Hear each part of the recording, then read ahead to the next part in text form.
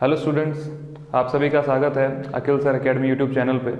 और जैसा कि हमने क्लास 11 की केमिस्ट्री स्टार्ट कर दी थी और 2 लेक्चर हमारे पहले ही ऑलरेडी अपलोड हो चुके हैं, तो आज तीसरे लेक्चर में जो हम करने जा रहे हैं, जैसा कि हमने पहले बात करी थी, हम आज बात करने जा रहे हैं सेकेंड नंबर की कॉम्प्लेक्स प्रॉब्लम। अब ये सेकेंड नंबर की कॉम्प्लेक्स प्रॉब्लम कौन कौन सी थी, मैं आपको बेसिक बता देता हूँ। जो हमने मेथड नंबर 3 पढ़ा था, उस मेथड नंबर 3 में मैं आपको दोबारा एक बार बता देता हूँ। मेथड नंबर 3 था कि number of moles is equals to given number of molecules divided by Avogadro's number. और हमने आपको बताया था कि ये इसमें थोड़ी कॉम्प्लेक्स प्रॉब्लम्स बनती हैं, और वो जो कॉम्प्लेक्स प्रॉब्लम्स बनती हैं वो बनती हैं 2 तरह की। कि सर एक तो नंबर ऑफ कॉन्स्टिट्यूएंट एटम निकालने की, जो हमने कर लिए थे पिछले लेक्चर में, और दूसरी कॉम्प्लेक्स प्रॉब्लम बनती है number of protons, electrons and neutrons निकालने की। तो जैसे हमने नंबर ऑफ कॉन्स्टिट्यूएंट एटम्स निकाले, उसके बाद नंबर ऑफ प्रोटॉन, इलेक्ट्रॉन और न्यूट्रॉन निकालना बहुत ही ईजी हो जाता है। हम इसके ऊपर आज एग्जाम्पल शुरू करेंगे और इसको किस तरह करते हैं उसका पूरा मेथड भी जानेंगे।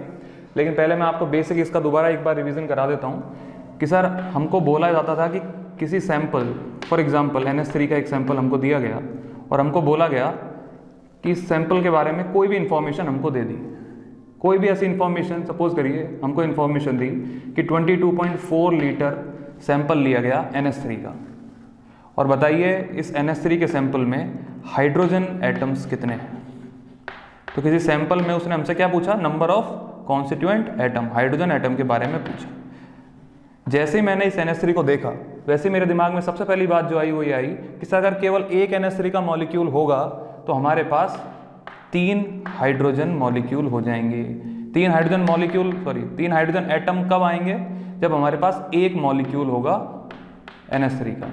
एक NH3 का मॉलिक्यूल, 3 हाइड्रोजन एटम। तो अगर मैं कहीं से ये पता लगा लूँ कि सर NH3 जैसे दिखने वाले मॉलिक्यूल कितने हैं, तो मैं उसको 3 से मल्टीप्लाई करूंगा तो मेरे पास नंबर ऑफ हाइड्रोजन एटम आ जाएंगे। देखो यहाँ से क्या दिख रहा है, number of hydrogen atom is equals to, hydrogen atom कितने टाइम्स हैं, 3 टाइम्स हैं नंबर ऑफ NH3 मॉलिक्यूल्स के। अब कहीं से मुझे अगर ये पता चल जाए कि नंबर ऑफ NH3 मॉलिक्यूल्स कितने हैं, तो नंबर ऑफ हाइड्रोजन एटम निकालना बहुत ही टफ काम नहीं है। अब ये नंबर ऑफ NH3 मॉलिक्यूल्स कैसे निकलेंगे? सर ये नंबर ऑफ NH3 मॉलिक्यूल्स निकालने के लिए मुझे इस तीसरे मेथड की ज़रूरत है, और तीसरे मेथड का फॉर्मूला कुछ इस तरीके से है जो मैंने ऊपर लिखा हुआ है। अब सर हमको नंबर ऑफ मॉलिक्यूल्स निकालने हैं, Na की वैल्यू हमको पहले से पता है, 6 × 10⁻23 हमको लेनी होती है। तो सर हमको मोल पता होना जरूरी है। क्या हमारे जो डाटा हमको दिया हुआ है वो डाटा मोल निकालने के लिए सफिशियंट है? तो सर जैसे हमने देखा 22.4 लीटर, तो सर वॉल्यूम दिया हुआ है, और जब भी हमको वॉल्यूम दिया हुआ होता है तो मोल निकालने के लिए हम क्या करते हैं, सर जो भी गिवन वॉल्यूम होता है, जो कि इस केस में 22.4 लीटर है, उसको 22.4 लीटर से डिवाइड करते हैं।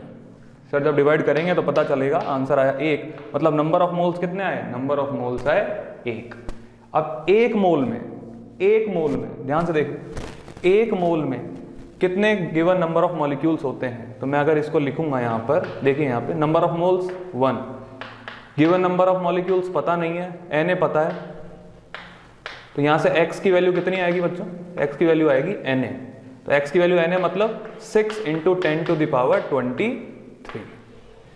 तो मुझे इस तरीके से क्या पता चल गया, मुझे इस तरीके से पता चल गया कि sir number of NH3 molecules हैं 6 × 10⁻23।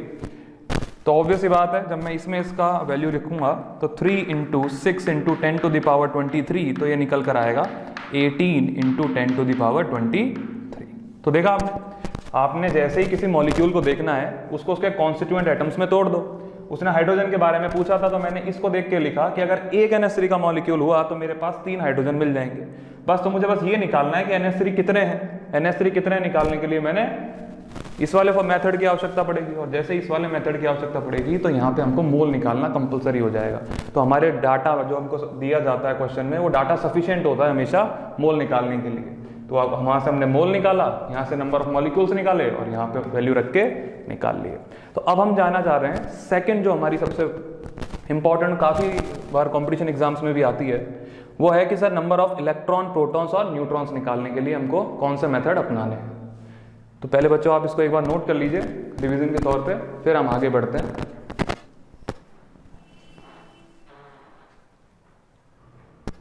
ठीक है स्टूडेंट्स, तो हम लिखने वाले हैं second type of complex problems.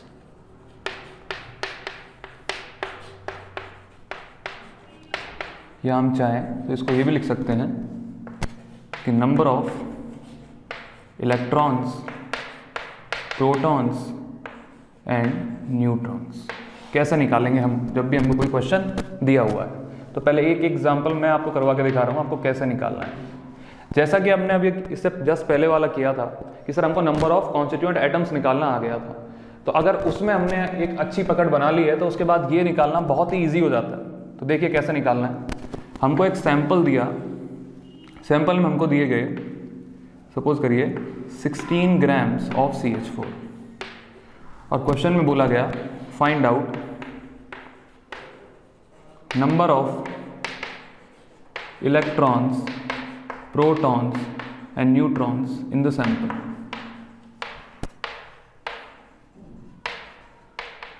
ठीक है, तो कैसे निकालेंगे हम इस चीज़ों को। तो देखिए जब मैंने पहले एटम्स निकालना आपको सिखाया था तो मैंने आपको बताया था कि जैसे ही आपको एक मॉलिक्यूल दिया जाए तो आप उसको उसके कॉन्स्टिट्यूएंट एटम्स में तोड़ दो। यहाँ भी हमें वही करना है। जैसे ही मैंने CH4 देखा, मुझे अभी थोड़ी देर के लिए इस बात से कोई मतलब नहीं है कि कितने ग्राम मुझे CH4 दिया हुआ है। जैसे मैंने CH4 को देखा तो मैंने यहाँ लिखा CH4। ठीक है, इस एक CH4 में, या फिर आप इसको ऐसा करिए CH4 को देखते आप देखिए किस किस से मिलके CH4 बना है। सर CH4 मिलके बना है एक कार्बन और 4 हाइड्रोजन से मिलके बना है। ठीक है, इतना कोई टफ तो नहीं था ना काम। अब यहाँ पर मैं साइड में लिख लेता हूँ इलेक्ट्रॉन्स, प्रोटॉन्स और न्यूट्रॉन्स। तो अब आप मुझे इंडिविजुअली बताते चलिए, अगर एक कार्बन है तो उसके पास कितने इलेक्ट्रॉन होंगे। सर ये इलेक्ट्रॉन से पहले प्रोटॉन की बात करें। सर कार्बन को मुझे याद आया, कार्बन को लिखते थे 6C12। ये 6 क्या बताता नंबर ऑफ प्रोटॉन। कार्बन के ऊपर कोई प्लस माइनस नहीं है तो इलेक्ट्रॉन भी 6 हैं, और जब मैं इनको इसमें से थोड़ा सा सब्ट्रैक्ट करूंगा तो मेरे न्यूट्रॉन भी आएंगे 6। हाइड्रोजन के बारे में मैंने आपको पहले दिन ही बता दिया था कि हाइड्रोजन के पास कोई भी न्यूट्रॉन नहीं होता। तो एक हाइड्रोजन के पास या 4 हाइड्रोजन के पास कोई भी न्यूट्रॉन नहीं है। एक हाइड्रोजन के पास एक प्रोटॉन है तो 4 हाइड्रोजन के पास 4 प्रोटॉन। एक हाइड्रोजन के पास एक इलेक्ट्रॉन है तो 4 हाइड्रोजन के पास 4 इलेक्ट्रॉन। तो मुझे बताइए आप टोटल नंबर ऑफ इलेक्ट्रॉन, ये एक CH4 की बात कर रहा हूं मैं, एक CH4 में 6 इलेक्ट्रॉन है कार्बन के और 4 हैं हाइड्रोजन के। तो टोटल कितने हुए 10 इलेक्ट्रॉन हो गए एक। तो स्टूडेंट्स हमने देखा कि एक CH4 मॉलिक्यूल में एक कार्बन था और 4 हाइड्रोजन थे, और एक कार्बन के अंदर 6 इलेक्ट्रॉन, 6 प्रोटॉन और 6 न्यूट्रॉन। एक हाइड्रोजन के अंदर एक इलेक्ट्रॉन और एक प्रोटॉन, तो 4 के से हमने उसको मल्टीप्लाई किया, और न्यूट्रॉन हाइड्रोजन के अंदर होता नहीं है। तो जब हमने टोटल नंबर ऑफ इलेक्ट्रॉन जोड़े तो 6 और 4 10, 6 + 4 10 एंड 6 + 0 = 6। देखा आपने, ये आया एक CH4 अगर होगा तो हमारे पास 10 होंगे इलेक्ट्रॉन, 10 होंगे प्रोटॉन और 6 होंगे न्यूट्रॉन। एक CH4 अगर हमारे पास है तो 10 इलेक्ट्रॉन हमारे पास है, 10 प्रोटॉन हमारे पास हैं और 6 न्यूट्रॉन हमारे पास हैं। तो हमने एक CH4 में निकाल लिए। अब हमें सबसे पहले ये पता लगाना है कि सर CH4 हैं कितने। तो सर CH4 हैं कितने, CH4 है मॉलिक्यूल, और मॉलिक्यूल का पता लगाने के लिए हमको चाहिए मेथड नंबर 3, और मेथड नंबर 3 कहता है number of moles = given number of molecules, given number of molecules divide किससे करेंगे बच्चों, एवोगाड्रोस नंबर से। तो sir given number of molecule निकालने के लिए मुझे एवोगाड्रो नंबर तो ऑलरेडी पता है, लेकिन नंबर ऑफ मोल सर दे नहीं रखे। तो क्या हमको जो डाटा दिया है वो सफिशिएंट है क्या। हाँ सर सफिशिएंट है। क्या कह रहा है डाटा, 16 ग्राम है CH4 के। तो सर जब भी हमको ग्राम में वेट दिया जाता है या हमको वेट दिया जाता है तो नंबर ऑफ मोल निकालने का क्या मेथड है कि गिवन मास 16 ग्राम, मॉलिक्यूलर मास निकालना मैंने आपको पहले लेक्चर में सिखाया था। एक कार्बन का 12, एक हाइड्रोजन का 1, तो 4 का 4, 12 + 4 16। तो जब 16 को हम 16 से डिवाइड करेंगे तो हमारे नंबर ऑफ मोल्स आ जाएंगे 1। तो हमारे नंबर ऑफ मोल्स कितने हैं सैंपल में 1। तो जब मैं नंबर ऑफ मोल्स की वैल्यू को यहाँ रखूंगा, 1 मोल = गिवन नंबर ऑफ मॉलिक्यूल हमें पता नहीं है, लेकिन हमको Na की वैल्यू पता है। तो हमारे x की वैल्यू क्या आई, x की वैल्यू आई अवोगाद्रोस नंबर के बराबर, या चाहूँ तो मैं इसको क्या लिख सकता हूँ 6 × 10⁻23। तो हमारे पास CH4 जैसे दिखने वाले मॉलिक्यूल कितने आ गए 6 × 10⁻23। CH4 कितने आए 6 × 10⁻23। अब ध्यान से देखिए एक CH4 में 10 इलेक्ट्रॉन है, एक CH4 में 10 इलेक्ट्रॉन है, 2 CH4 होंगे 20 इलेक्ट्रॉन, 3 CH4 होंगे 30 इलेक्ट्रॉन। तो सर मैं क्या कर रहा हूं, नंबर ऑफ CH4 मॉलिक्यूल्स को 10 से मल्टीप्लाई कर दूंगा तो मेरे इलेक्ट्रॉन्स आ जाएंगे, नंबर ऑफ CH4 मॉलिक्यूल्स को 10 से मल्टीप्लाई कर दूंगा तो मेरे प्रोटॉन्स आ जाएंगे, और नंबर ऑफ CH4 मॉलिक्यूल्स को अगर मैं 6 से मल्टीप्लाई कर दूंगा तो मेरे नंबर ऑफ न्यूट्रॉन्स आ जाएंगे। तो देखा आपने, मैं इसको यहां लिख देता हूं, देखो number of electrons are equals to number of CH4 molecules, number of CH4 molecule, CH4 कितने हैं, CH4 जितने हैं उससे 10 टाइम्स क्या है इलेक्ट्रॉन। तो सर हमारा नंबर ऑफ CH4 कितने आए 6 × 10⁻23, और इसको जब मैं 10 से मल्टीप्लाई करूंगा तो मेरा आंसर आएगा 6 × 10⁻24 नंबर ऑफ इलेक्ट्रॉन्स आए। क्या प्रोटॉन्स भी इतने ही थे, हाँ सर, तो नंबर ऑफ प्रोटॉन्स निकलने के लिए क्या करूंगा, number of protons are equal to CH4 कितने थे, CH4 थे सर 6 × 10⁻23, और एक CH4 में कितने थे 10, तो आंसर कितना आएगा वो दोबारा अगेन 6 × 10⁻24। अच्छा सर न्यूट्रॉन के लिए क्या करेंगे, सर CH4 कितना है, CH4 आया 6 × 10⁻23, और एक CH4 में कितने हैं 6, तो सर नंबर ऑफ न्यूट्रॉन जब मैं निकालूंगा तो नंबर ऑफ न्यूट्रॉन मेरे आएंगे 6 × 10⁻23, और इसको मैं मल्टीप्लाई कर दूंगा 6 से, तो मेरा आंसर आएगा 36 × 10⁻23। तो देखा बच्चों आपने कितना इजी होता है, इजी इन अ सेंस कि जब हमने पहले मॉलिक्यूल्स को एटम्स में तोड़ना सीख लिया, वहां पे हम क्या करते थे, वहां हम एटम्स में तोड़ लेते थे। जैसे कि सर CH4 को देखा तो एक CH4 में एक कार्बन और 4 हाइड्रोजन, और यहाँ पर हमारा काम खत्म हो जाता था। लेकिन अब जब उसने हमसे पूछा है नंबर ऑफ इलेक्ट्रॉन, प्रोटॉन्स और न्यूट्रॉन्स, तो हमको इन कार्बन और जो इनके सब्स्टिट्यूएंट एटम्स हैं, CH4 के सब्स्टिट्यूएंट एटम किससे मिलकर बना हुआ है, सर ये मिलकर बना हुआ है कार्बन और हाइड्रोजन से। एक कार्बन है 4 हाइड्रोजन है, सब में इंडिविजुअली मैंने इलेक्ट्रॉन, प्रोटॉन और न्यूट्रॉन निकाल दिए, उनको ऐड करके ये निकाल लिया कि सर एक मॉलिक्यूल में कितने तो प्रोटॉन है, कितने इलेक्ट्रॉन है और कितने न्यूट्रॉन है। और जैसे मुझे पता चल गया कि एक मॉलिक्यूल में इतने हैं, तो मैं निकाल लूंगा मोल से कि सर ये टोटल मॉलिक्यूल कितने हैं। एक डब्बे में 10 गुलाब जामुन है, अगर मुझे पता पड़ जाए कितने डब्बे हैं, एक डब्बे में 10 गुलाब जामुन है, अगर मुझे पता पड़ जाए कितने गुलाब जामुन है या कितने डब्बे हैं, तो मैं निकाल सकता हूं कि कितने गुलाब जामुन है। वही मैंने किया, number of electrons, number of protons और नंबर ऑफ न्यूट्रॉन्स निकाल लिया। तो मैं अब आपको इसका एक ईजी मेथड स्टेप वाइज लिखवा देता हूं, जिसे आप नोट कर लेंगे। ठीक है बच्चों,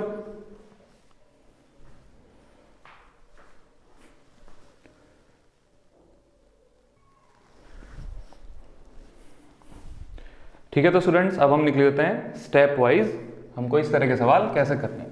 तो स्टेप नंबर 1 है हमारा, स्टेप नंबर 1 कि जो भी हमको मॉलिक्यूल दिया हुआ है, मैं एग्जांपल लेके चल रहा हूं कि सर हमको जो भी मॉलिक्यूल दिया हुआ है उस मॉलिक्यूल को हम उसके कॉन्स्टिट्यूएंट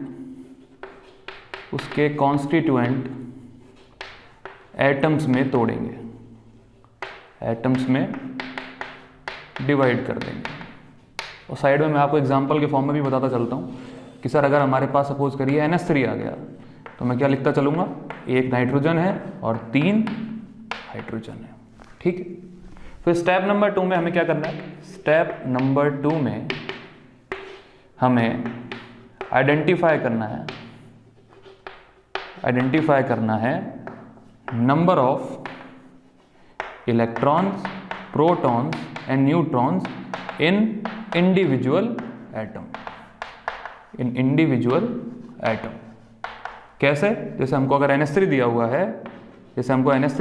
है, और हमें पता है ये किस किस से मिलके बना हुआ है, ये एक नाइट्रोजन और 3 हाइड्रोजन से मिलके बना हुआ है, तो हमें इनके इंडिविजुअल इलेक्ट्रॉन, प्रोटॉन और न्यूट्रॉन निकालने पड़ेंगे। नाइट्रोजन में अगर हम बात करें 7 न्यूट्रॉन होते हैं, 7 प्रोटॉन होते हैं, और इसमें न्यूट्रॉन भी 7 होते हैं। एक हाइड्रोजन में 1 इलेक्ट्रॉन, तो 3 में 3, इसमें 3 ही होंगे प्रोटॉन, और न्यूट्रॉन हाइड्रोजन में होते नहीं है। और फिर हमको इनको क्या कर देना है, सारे इलेक्ट्रॉनों का सम कर देना है। सम किया ये आ गया, सम किया ये आ गया, सम किया ये आ गया।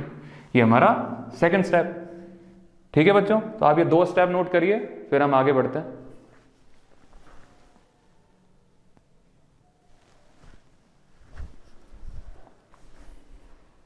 ठीक है स्टूडेंट्स, हमने 2 स्टेप लिख लिए हैं। तो तीसरा स्टेप जो हमारा थर्ड स्टेप होने वाला है, थर्ड स्टेप ये कहता है कि sir total number of electron, हमको तीनों निकालने, टोटल नंबर ऑफ प्रोटॉन और total number of neutron, total number of neutron. इनका जो फॉर्मूला बन के आता है, कोई स्पेशल फॉर्मूला नहीं है, बेसिक है कि sir total number of electron होते हैं number of electrons in one molecule multiplied by total number of molecule, total number of molecules. Similarly यहीं यहां पे भी क्या होगा, number of protons in one molecule multiplied by total number of molecules. और वैसे ही टोटल नंबर ऑफ न्यूट्रॉन के लिए क्या लिखेंगे, number of neutrons in one molecule multiplied by total number of molecules.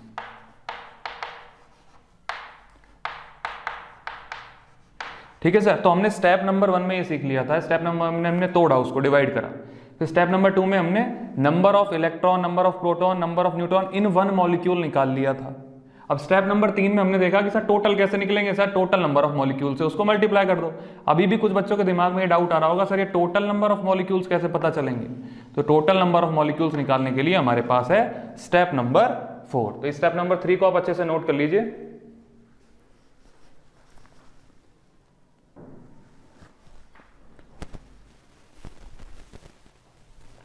तो बच्चों स्टेप नंबर 3 के बाद स्टेप नंबर 4। स्टेप नंबर 4 क्या है कि सर नंबर ऑफ मॉलिक्यूल्स कैसे निकालेंगे, और ये तो बहुत ही आसान काम है।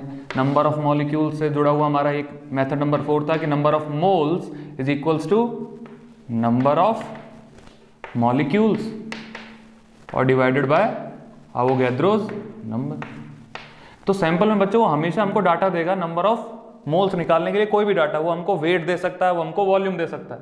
और हमको जो पहले के 2 मेथड थे कि सर अगर उसने हमको वेट दिया तो हम लिखेंगे given mass upon molecular mass, mole निकालने के लिए। और अगर उसने हमको वॉल्यूम दिया तो हम लिखेंगे given volume divided by 22.4 litre.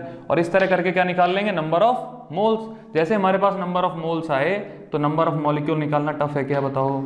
Number of molecule निकालने के लिए क्या करना पड़ेगा मुझे, नंबर ऑफ मॉलिक्यूल्स निकालने के लिए मुझे Na को नंबर ऑफ मोल से मल्टीप्लाई करना पड़ेगा, और ये तो बड़ा आसान काम है। इस तरीके से मेरे नंबर ऑफ मॉलिक्यूल्स आ जाएंगे। इन नंबर ऑफ मॉलिक्यूल्स की वैल्यू मैं स्टेप नंबर 3 में रख दूंगा और मेरे पास नंबर ऑफ इलेक्ट्रॉन, प्रोटॉन और न्यूट्रॉन सबके आ जाएंगे। तो देखा आपने कितना इजी होता है नंबर ऑफ इलेक्ट्रॉन, प्रोटॉन्स और न्यूट्रॉन्स निकालना। टिपिकल सिचुएशन इसलिए बनती है कि कभी कभी हम इन सब चीज़ों को बड़े हल्के में ले जाते हैं, इन पे थोड़े क्वेश्चंस नहीं करते और फिर ये हमारे वीक रह जाते हैं, बाद में इसको समझ पाना बड़ा मुश्किल हो जाता है। तो मैं अब आपको एक एक्सरसाइज दे देता हूँ जिसको आप करिए, और उसका जो भी आंसर आ रहा है आप कमेंट बॉक्स में कमेंट डाउन करिए। तो हमारी जो एक्सरसाइज है जो मैं आपको दे रहा हूँ, लिखिए और पूरे इसी मेथड को लगा के आपको वो एक्सरसाइज करनी है। उसके बाद आपको नंबर ऑफ इलेक्ट्रॉन, प्रोटॉन और न्यूट्रॉन निकालने में कभी कोई दिक्कत नहीं आने वाली। क्वेश्चन है find out total number of electrons, protons and neutrons in 36 grams of water। ठीक है, 36 grams of water। हमें करना क्या है, हमने वो चारों स्टेप लगाने हैं। जैसे हम चारों स्टेप लगा लेंगे इजीली हमारा सवाल जो है, क्वेश्चन जो है वो सॉल्व हो जाएगा। ठीक है बच्चों, तो आप एक क्वेश्चन नोट करिए।